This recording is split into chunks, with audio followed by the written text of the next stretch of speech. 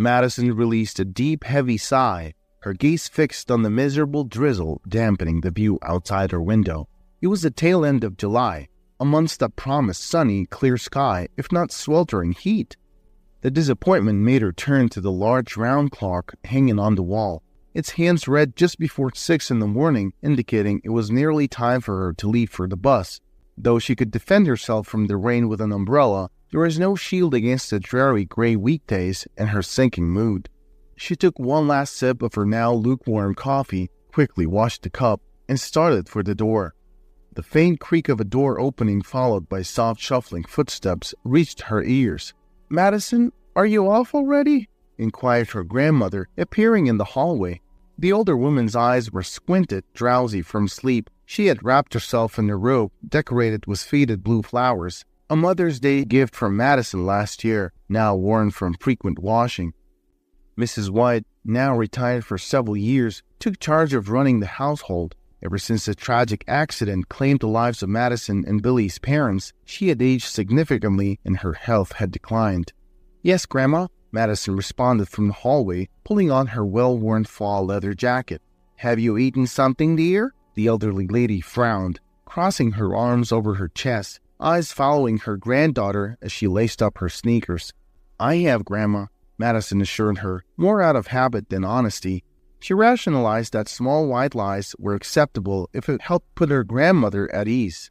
"We have a large wedding at the hotel today, a banquet for 100 guests. Perhaps I'll bring you and Billy back some treats," she proposed. Mrs. White quickly dismissed the idea with a wave of her hand, objecting to what she considered foolish talk. She was a traditional woman who firmly believed that anything Madison brought home from work, aside from her paycheck, was tantamount to theft. Madison would chuckle at this and ask, "Will the police come knocking for a couple of sandwiches?" Her grandmother would respond with a furrowed brow. "What if they did?" she would retort. Mrs. White's past job as an accountant at a kindergarten had instilled in her a strict sense of propriety. Despite her diligence and competence, when she reached the age of retirement, the management politely asked her to step aside for a younger workforce. Mrs. White's attempts to secure another job were met with repeated disappointments. Her age became a deterrent, overshadowing her extensive experience. She tried supplementing the family income by picking up odd jobs, but the physical and emotional strain took a greater toll on her health than the financial benefits they brought. Madison was adamant against these endeavors, which she saw as needless sacrifices. She insisted her grandmother deserved to enjoy her retirement like any woman her age should. At only 22, Madison assumed the full financial burden of their small family. "Grandma, Billy's staying home today. They're shutting the kindergarten for a quarantine." Madison reminded her grandmother about her younger brother's circumstances. "Let him sleep in." As Madison stepped out the door, she was certain that her deeply faithful grandmother was offering a silent prayer for her.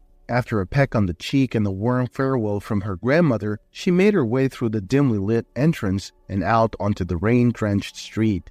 Madison was employed as a chambermaid at a renowned high-end hotel. As much as she'd like to, she couldn't yet aim for positions like receptionist due to their requirement of specialized hospitality education. Nonetheless, this was the industry she was determined to venture into, pursuing her studies via distance learning. In fact, Madison's capabilities and commitment were already making her a deserving candidate for promotion.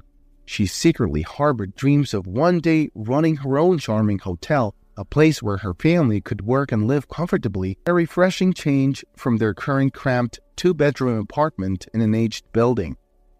Madison found satisfaction in her job. The pay was decent, which was always a bonus. Her primary patrons were affluent individuals who frequently left generous tips for the young chambermaid. The hotel was frequented by politicians, businessmen, celebrities, and other influential figures, including those who arrived with their unidentified partners. Interestingly, this latter group tipped the most, possibly as a hush payment. She also appreciated the flexible schedule and the ability to switch shifts with her coworkers during emergencies. But the job was physically and mentally exhausting, and every dime earned was a result of hard labor. Not all guests were gracious, and not all staff members were supportive. Here, Madison's resilience and diplomatic demeanor became her strength. They enabled her to maintain her composure during unpleasant situations and find solutions even in the most challenging circumstances, both with her colleagues and while interacting with clients.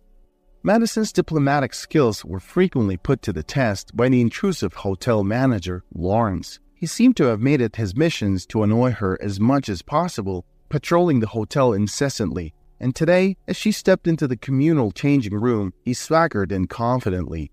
"Good morning, Maddie," Lawrence crooned, brushing past her and trailing his hands down her back. The touch sent a shiver down her spine, and she momentarily froze by her locker.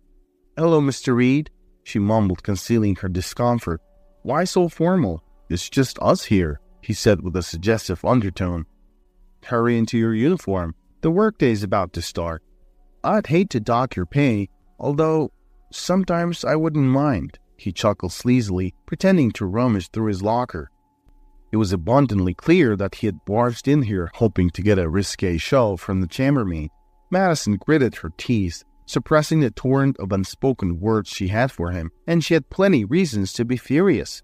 From day one, Madison's fair hair, cinnamon eyes, and freckled nose had caught Lawrence's attention. However, instead of making an advance and accepting rejection gracefully, he leveraged his managerial position to impose his unsolicited interest on her. He regularly made inappropriate remarks and tried to touch her back or knee at every given opportunity. He once even went as far as slapping her inappropriately, making lewd comments about her uniform skirt. Madison had learned to endure Lawrence's conduct and unwelcome attention. What else could she do? Retaliate and risk losing her job and paycheck? No, Madison couldn't afford that. She wasn't keen on settling for a cashier's job with a third of her current salary either. She believed that with some patience and endurance, she would eventually move up in her career and escape his grasp. Furthermore, she wanted to spoil her little brother Billy with the latest toys and buy new essentials for her grandma.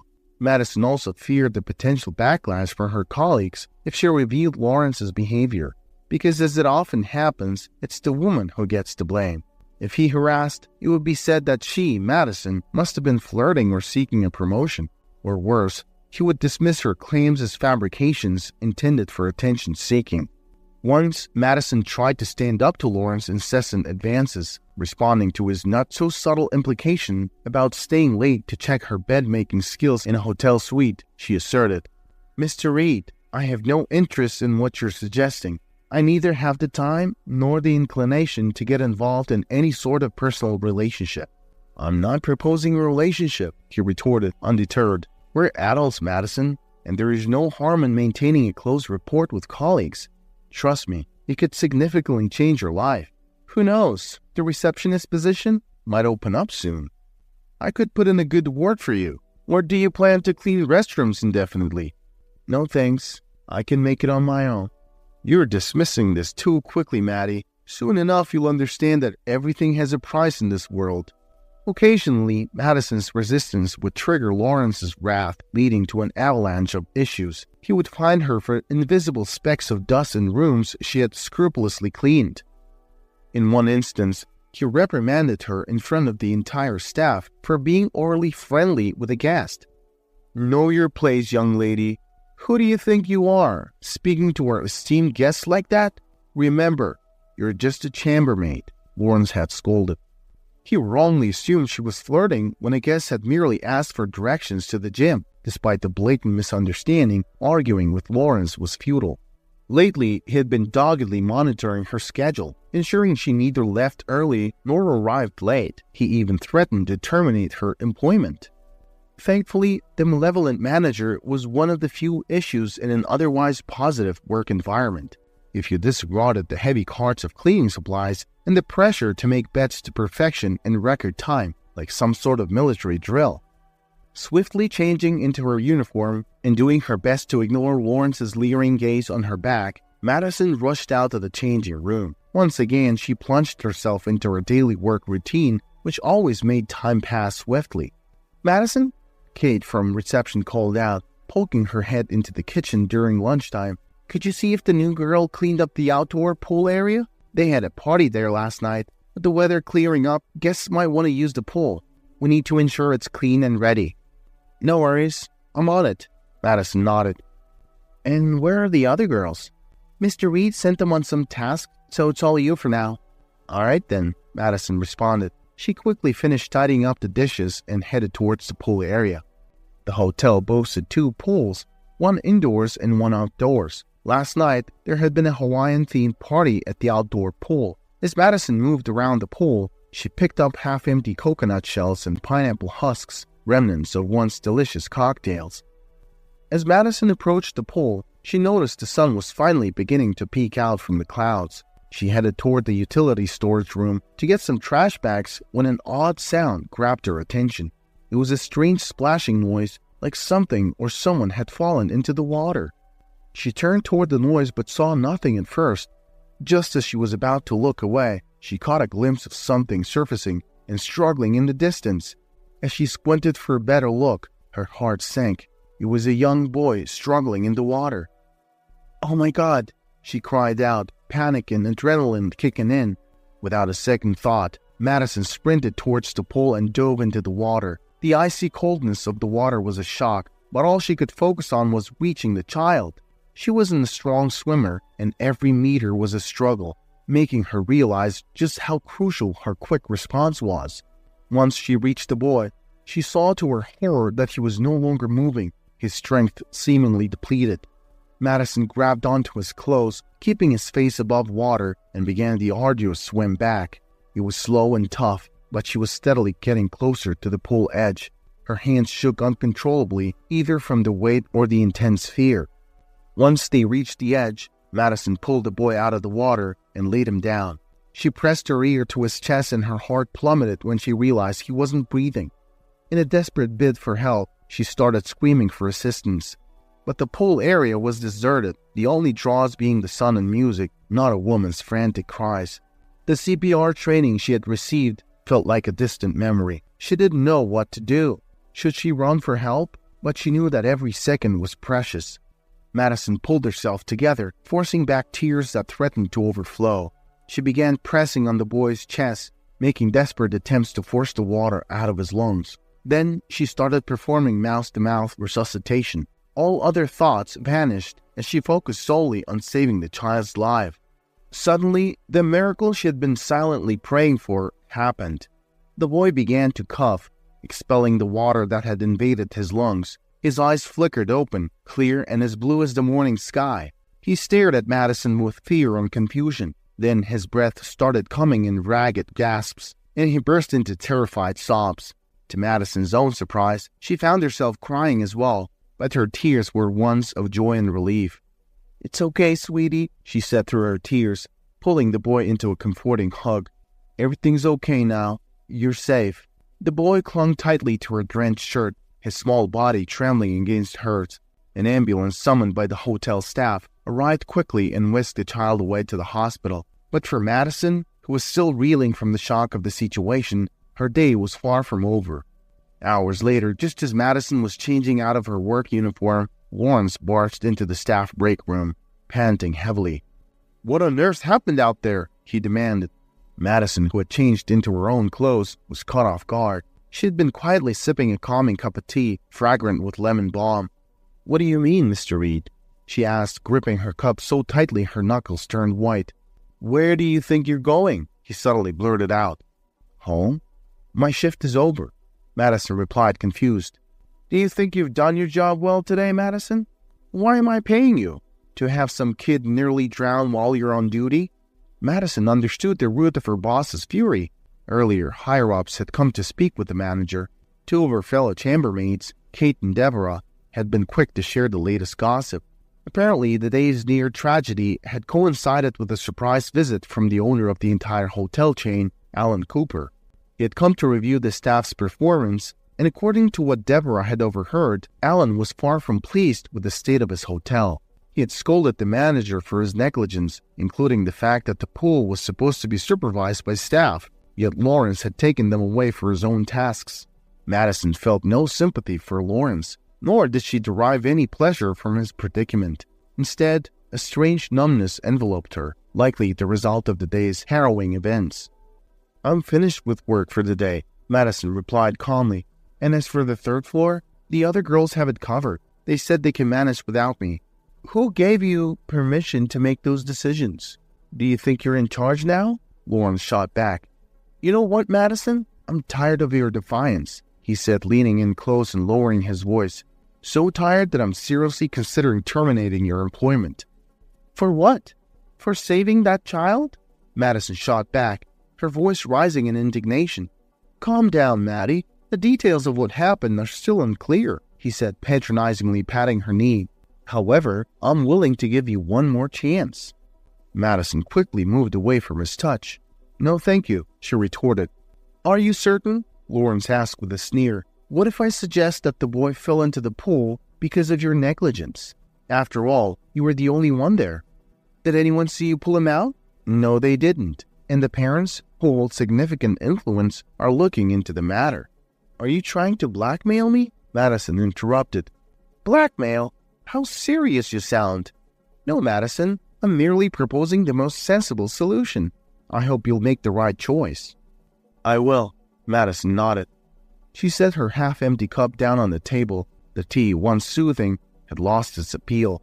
She stood up and met Lawrence's gaze head-on. If firing me is the worst that can happen, so be it, she retorted. With that, she stormed out of the room, resolved not to return to work the next day. She had had enough. Of course, she could report Lawrence's behavior, but there were reasons that made her hesitate. Alan Cooper, owner of a successful hotel chain, led a busy life. Running a large enterprise was demanding, but it was nothing compared to the complexities of his personal life. Despite being a successful man with many admirers, his interest in romance had waned. 3 years ago, a car accident had claimed the life of his beloved wife. Since then, he'd thrown himself into his work, seeking refuge from the pain and emptiness of his loss. Work became more than just a paycheck for Alan. It served as a haven where he could momentarily escape the relentless ache and void left by Anna's passing. Over the past week, Alan had been deeply engrossed in scrutinizing one of his hotels. He wasn't pleased with what he uncovered: numerous shortcomings, glaring loopholes, and suspicious activities that hinted at possible foul play. The situation was alarming, but Alan opted against taking impulsive action.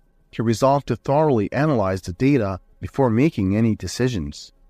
As dawn broke, Alan was already in the hotel lobby. Kate, the receptionist, greeted him with her customary grin and congeniality. "Good morning, Mr. Cooper," she chimed. "Morning, Kate. How's the front desk holding up? Everything in order?" he inquired, to which she responded with an enthusiastic nod and a beaming smile. Alan probed further into the affairs of the hotel. "How's the boy doing? What's the word from his parents?" he queried. Kate paused briefly before sharing the update. "The boy is recovering well, and his parents are appreciative of the hotel staff's quick action in rescuing him. They expressed particular gratitude towards Mr. Reed for his timely intervention." "So he's the knight in shining armor, is he?" Alan mused. "That's odd. We spoke yesterday, and he scarcely touched upon the incident." Kate remained mute, avoiding Alan's gaze and pretending to be engrossed in her computer screen. Alan felt a knot in his stomach, sensing that something was off. He considered pressing her further, but Lawrence's timely entrance into the lobby diverted his attention. "Kate, have the head of security meet me in my office," Alan instructed the receptionist before joining Lawrence towards the elevator. After perusing another set of subpar reports and uncovering additional minor infractions, Alan was convinced of the need for an exhaustive and systematic probe. The head of security was the right person to help him in this endeavor. Once he set aside his immediate tasks, Alan redirected his attention towards Lawrence. "Mr. Reed, you were rather modest about your heroic act yesterday," he chided gently. "You played the hero and didn't bother to make it known. That's not how it should be. I'd like to express my heartfelt gratitude for your prompt and brave action during the emergency." Lawrence was momentarily stunned by the unexpected commendation. "Oh, Mr. Cooper, anyone in my position would have acted similarly. That's precisely what I told the boy's parents. Still, it's fortunate that you were on the spot when needed. Nevertheless, I do hope that our staff will remain vigilant in their assigned roles, so such heroic interventions aren't required," Alan commented. "I apologize for that oversight. I was actually in the process of terminating one of our employees. She was ill-suited for her role and was disregarding our protocols," Lawrence explained. Alan's brow quirked in surprise. He was aware that termination was sometimes necessary, but it was still a significant step in business and should be approached with due caution. Subsequently, Alan and the head of security reviewed surveillance footage from the past month. As they sifted through the recordings, Alan's face grew increasingly grim, his brows furrowing deeper. He not only found validation for his suspicions, but also stumbled upon something completely unforeseen. "Mr. Cruz, is there footage from yesterday's incident at the open pool area?" Alan inquired. "I regret to inform you, sir," Cruz replied, his head bowed in apology. "We were in the process of replacing a couple of faulty cameras the day prior. I notified Mr. Reed the same day. Regrettably, we lack any footage from that day." "I see." Meanwhile, Kate, the front desk clerk, instantly picked up on Lawrence's sour mood. He was grilling her about the questions Alan had asked earlier. "He didn't pry much, Mr. Reed," she retorted, losing her cool. "Look, remember this. Oversharing will land you in hot water. Is that clear?" Lawrence warned, his tone icy. "And make sure you pass this message on to the others. Sure, he's the owner, but you wouldn't want to land in trouble, right?" At that moment, Kate received a call from the security office. Upon picking up, she heard Alan's voice. She cast a nervous glance at Lawrence, who was glaring at her. "Yes, understood. I'll be there shortly." As she stepped into the office, Lawrence's final words echoed in her mind. "Think twice before acting foolishly." Alan's initial question took her aback. He pointed at the computer screen and asked, "Kate, do you recognize this woman?" "Yes, that's Madison White." "Is she present today?" "I'm afraid Madison was let go," Kate informed them. "Why?" "To be honest, I'm not sure." Kate's response was an obvious lie, and after a moment of hesitation, she decided to speak up. "Perhaps you should inquire with Mr. Reed." "Cooper," Alan mused to himself, his feelings seething into a mix of outrage and enlightenment. "That figures." He then voiced aloud to Kate, "I'll certainly have a chat with him, but not before I've questioned everyone else on staff. So brace yourself, Kate. We have a lengthy conversation ahead of us." Several days later, Madison was sitting in the kitchen with her family, sipping hot tea and discussing their day when a gentle knock sounded at the door. On answering it, she was taken aback to find a tall, dark-haired man standing there, clad in an expensive suit. "Can I assist you?" Madison inquired, aware of her grandmother and brother peeking over her shoulder with curiosity. "I think I'm here to see you," the visitor responded, seeming a bit unsure. "Oh my word, at last, a man in a suit. Whatever he's asking, say yes. He looks every bit the perfect groom." Madison's grandma couldn't hold back her joy, clapping her hands excitedly. "Grandma!"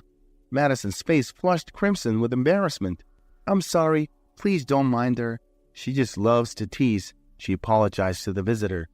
"Oh, it's quite all right.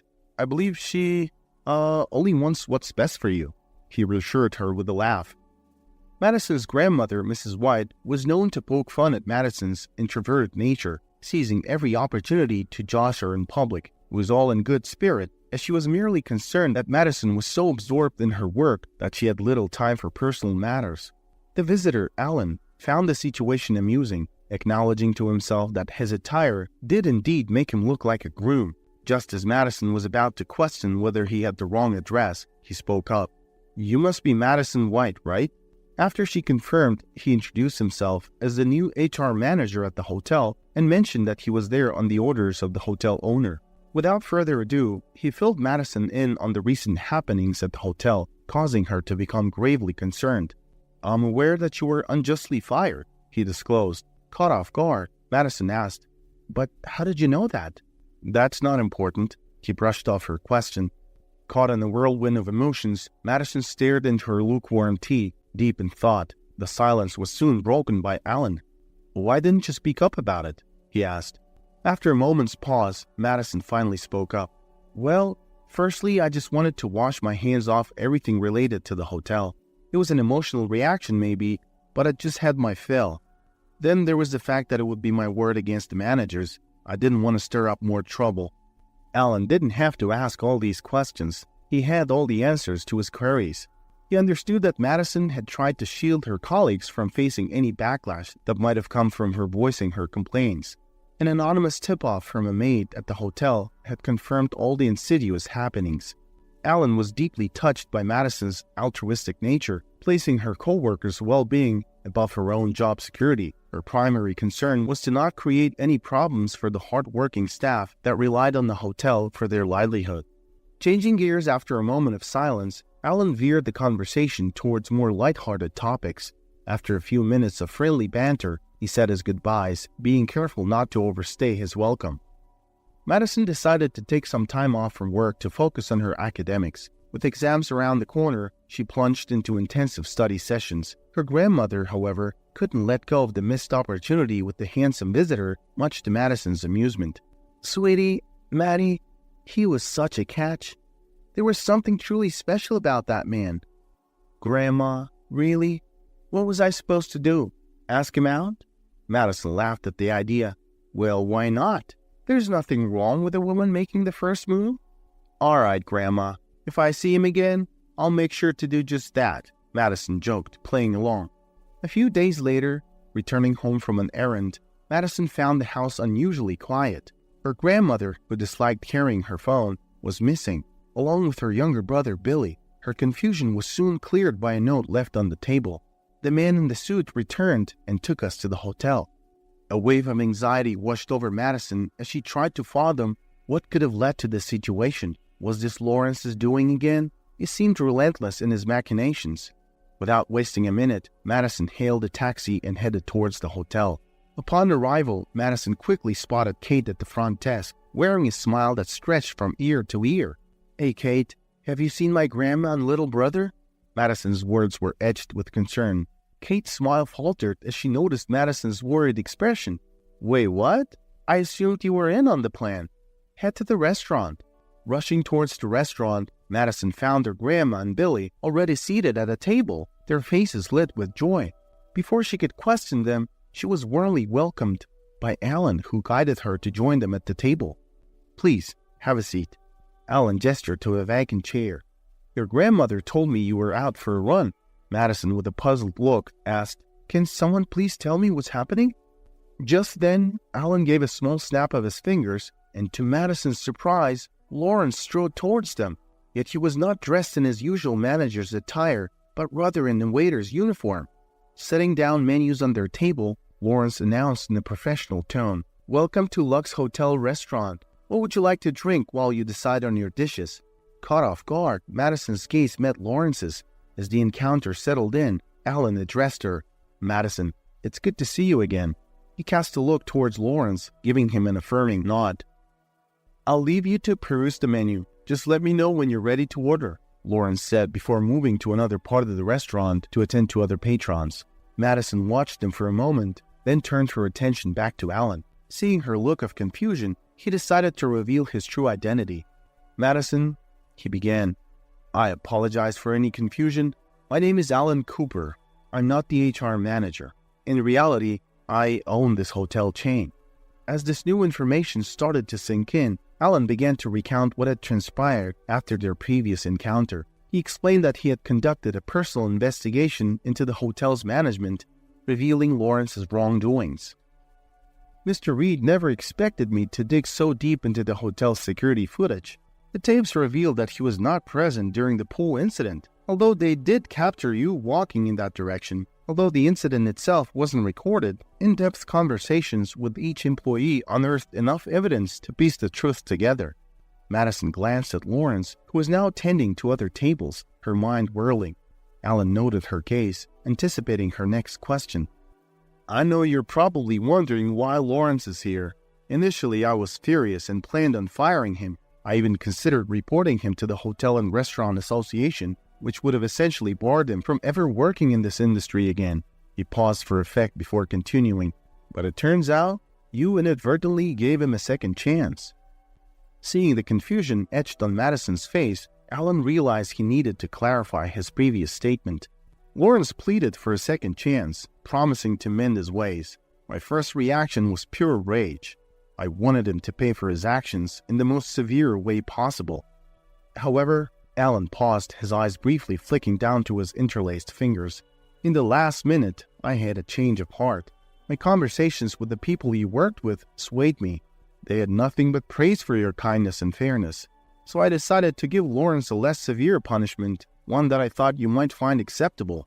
He was offered a final chance to make amends by starting his career over from the bottom. As you can see, he chose to take it. There was a thoughtful silence after Alan's revelation. Eventually, he broke the quiet. Madison, while it was important to explain all this to you, that's not the only reason I brought you here today. Suddenly, the entire hotel staff seemed to emerge from nowhere, lining up before them. Alan swiveled to face the crowd and announced, "Ladies and gentlemen, I am pleased to introduce your new manager, Miss Madison White." Applause and smiles filled the room. As the clapping died down, Alan presented Madison with a piece of paper. "This is your contract. I encourage you to read it thoroughly before making a decision. But please, don't keep us waiting too long. And just to be clear, I'm not accepting no for an answer." Madison was absolutely taken aback by the sudden turn of events. She blinked, sure that any moment now she would wake up from this unbelievable dream. Her mind was in a whirlwind, trying to process the reality that she, Madison White, had just been offered the position of hotel manager. Her grandmother and Billy seemed to mirror her state of shock. Their eyes were practically popping out of their sockets, wide and gleaming with a mix of incredulity and joy. Madison glanced down at the piece of paper in her hand, her ticket to a fresh start. It wasn't just a professional achievement that overwhelmed her, it was the affirmation of her value and the vindication against the unjust actions she had been subjected to. It felt surreal, a complete reversal of the despair that had marked her life in the past few weeks. As Madison looked around, absorbing the happy faces, the genuine applause, and the encouraging nods from her soon-to-be colleagues, she realized that this was not a dream. This was reality, a reality far more wonderful than she had dared to imagine. Lawrence Reed came to the table, a bottle of champagne in his hands. He began to pour it into the glasses. Despite all the ill will she held towards Lawrence, Madison couldn't help but feel a twinge of sympathy for him. He was once her superior, always on her case, criticizing and scolding, but now he was in a position to serve her, his former subordinate. The tables had indeed turned. "Thank you, Lawrence," she said, acknowledging his service. Caught off guard by her unexpected gratitude, Lawrence stumbled over his words. I deeply regret everything, Madison. I hope to make amends in the future." Alan watched the exchange with a sense of awe. Observing the grace and compassion with which Madison handled the situation reaffirmed his decision. He knew without a shadow of a doubt he had made the right choice in appointing Madison as the new manager. A year flew by, and the hotel stepped into a new era under the proficient guidance of Madison White.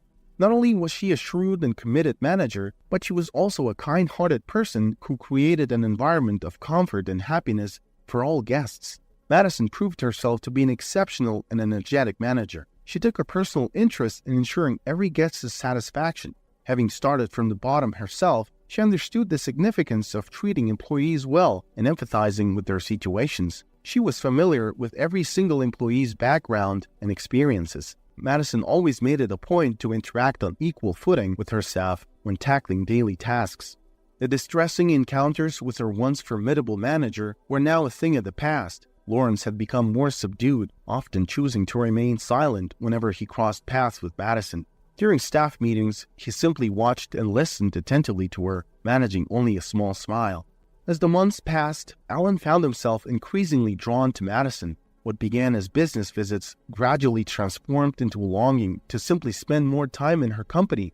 He found himself profoundly attracted to this vivacious young woman who had turned the hotel's fortunes around. One day, Alan, unable to contain his emotions any longer, made up his mind to profess his feelings to Madison upon his arrival at the Lux Hotel. His heart pounded in his chest as he made his way towards her office. Madison welcomed him with a dazzling smile, her eyes sparkling with joy. In that moment, Alan felt as if time had come to a standstill when he looked at her. "Madison," he began, his words stuttering a bit due to his nerves. "I'm not sure how to express this. I've made a promise to myself not to break a certain rule, but it seems you're making me do it. You've captured my heart and become incredibly important to me. I can't keep my feelings hidden any longer." He held his breath, waiting for her response. A sigh of relief escaped him when he heard her confess that she had been harboring similar feelings for him. A wave of happiness washed over them, and in a gentle gesture, they moved closer than ever before, culminating in a soft kiss. For years, Madison had only known the love of her grandmother and brother, but now she realized there was another person who held a special place in her heart. 6 months later, the Lux Hotel hosted a grand wedding that celebrated the union of Alan and Madison. Unexpectedly, the creative mind behind the special meals and event activities was none other than Lawrence. He worked diligently to ensure that everything ran smoothly. Madison was pleasantly surprised by this change in Lawrence. During the time designated for speeches, Lawrence requested the opportunity to say a few words. He modestly approached the microphone, still clad in his work uniform. The crowd went silent as they watched him. He lowered his gaze for a moment, gathering his thoughts before speaking. Madison, you've been an example of humility, and you've taught me so much. I've learned that no matter how terrible a person can be, if they're fortunate enough to have someone like you in their life, they can always count on a second chance. Then, turning to Alan, Lawrence continued, Alan, as much as I'd like to say you're a lucky man, that wouldn't be accurate. Who else could deserve this more than you? Congratulations to you both. The audience was moved by his sincere words and erupted into applause. Lawrence approached the newlyweds, shaking their hands and flashing a genuine smile. This marked a new beginning for Lawrence as well, one free of prejudice and intimidation. Madison cherished her busy life. Occasionally she would look at her extended family and feel a sense of wonder. Everyone felt so familiar, as though they had lived together their entire lives, side by side, united. Not too long after the wedding, Madison had to temporarily step back from managing the hotel. She and Alan were overjoyed to be expecting their first child.